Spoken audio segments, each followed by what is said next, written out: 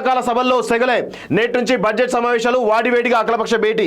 కుంభమేళాలో తొక్కిసలాట. వక్ఫ్ బిల్లులో దూకుడుపై విపక్షం ఫైర్. జమిలీ ఎన్నికలపై తొందరపడద్దన్నటువంటి ఎన్డీఏ మిత్రపక్షం జనతాదళ్. ప్రత్యేక ప్యాకేజీ కావాలంటూ ఎల్జేపీ. వైసీపీ పక్కన మాకు సీట్ల టీడీపీ అంటూ చూస్తా ఉన్నాం. స్పీకర్కు వక్ఫ్ బోర్డు నివేదిక సమర్పణ. బడ్జెట్ సమావేశాల్లోనే వక్ఫ్ బిల్లు. నేడు పార్లమెంట్లో ఆర్థిక సర్వే అంటూ చూస్తా ఉన్నాం. సో ఇక్కడ ఇప్పుడున్నటువంటి బడ్జెట్ సమావేశంలో ఇటు కుంభమేళకు సంబంధించిన అంశం చాలా కీలకంగా మారినట్టు తెలుస్తోంది. అదేవిధంగా ఈ దేశంలో ఉన్నటువంటి మెజారిటీ ముస్లింలకు సంబంధించినటువంటి వక్ఫ్ బోర్డు బిల్లుకు సంబంధించినటువంటి అంశం కూడా చాలా పెద్ద ఎత్తున తెరపైకి రాబోతుంది. అదేవిధంగా ఇంకొక వైపు బడ్జెట్లో 10 లక్షల వరకు ఉన్నటువంటి ఎవరైతే ఆర్థిక వాళ్ళ సంపాదన ఉందో వాళ్లకు కొంత ఊరటి చంక్షణం కనబడుతుంది. 10 లక్షల వరకు ఇన్కమ్ ట్యాక్స్ లేకుండా ఒక నిర్ణయం తీసుకునే విధంగా ఈరోజు ఆర్థిక శాఖ ఒక నిర్ణయం తీసుకుని తెలుస్తుంది. అది బడ్జెట్లో కనుక ప్రవేశపెడితే కొంత మధ్యతరగతి ప్రజలకు కొంత ఊరట కలిగించే అంశంగా కనబడుతోంది.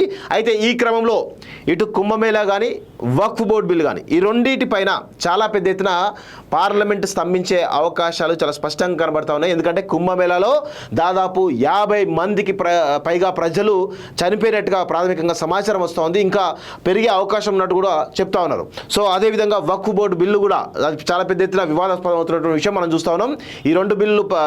ఈ అంశాల మీద పార్లమెంటు చాలా పెద్ద ఎత్తున చర్చ జరిగే అవకాశంగా కనబడుతోంది. అన్న, వక్ఫ్ బోర్డు బిల్లు పైన మీ యొక్క స్పందన ఏంటి అసలు? అంటే ఇది నిజంగా చాలా అనుమానాలు ఉన్నాయి, అపోహలు ఉన్నాయి, భయం కూడా ఉన్నది ఈ బిల్లుకు సంబంధించి. అయితే వక్ఫ్ బోర్డుకు సంబంధించినటువంటి బిల్లును ప్రవేశపెట్టే ముందు జరిగినటువంటి ప్రచారం కూడా అంతే భయాలకు గురి చేసింది. తర్వాత ఇప్పుడు ఉన్నటువంటి వక్ఫ్ ఆస్తులకు సంబంధించి కానివ్వండి, వక్ఫ్కు ఉన్నటువంటి రక్షణకు సంబంధించి కానివ్వండి, భంగం కలిగేటువంటి ప్రమాదం అయితే ఉంది అనేటటువంటి వాదన వినపడుతోంది.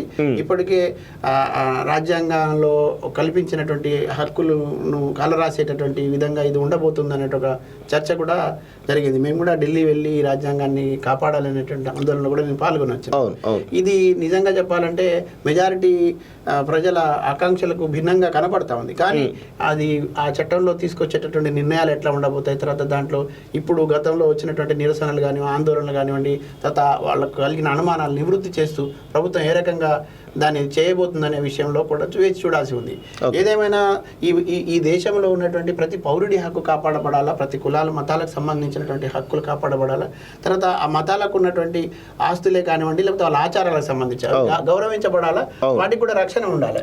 వాటిని చేతుల్లోకి తీసుకుంటామని కానివ్వండి, లేకపోతే ఆస్తుల్ని మేము మా కంట్రోల్లో మీరు నడవాలనేటటువంటి ఒక భావన ఏదైతే ఉందో అది మంచిది కాదనేటువంటి భావన. కానీ మరి ఇప్పుడు ప్రభుత్వం ఇవాళ ప్రవేశపెట్టే దాంట్లో ఏ రకంగా వ్యవహరించబోతుంది, దాంట్లో ఏమొస్తాయంటే అవి వచ్చిన తర్వాత చూసి కానీ మనం మాట్లాడడానికి అవకాశం. ఓకే.